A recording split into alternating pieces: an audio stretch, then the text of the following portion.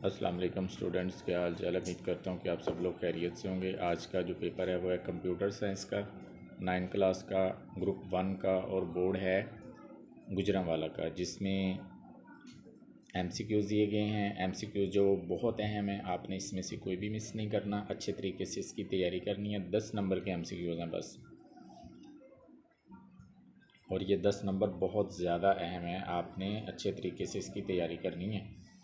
अगर आपने हमारे चैनल को लाइक शेयर सब्सक्राइब नहीं किया तो करें, बेल आइकन को दबाएं ताकि आने वाली वीडियो आप तक पहुंची जा सके।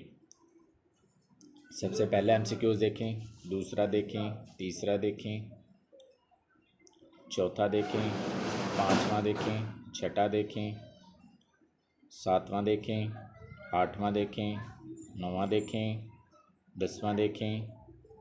ये 10 MCQs 10 नंबर की।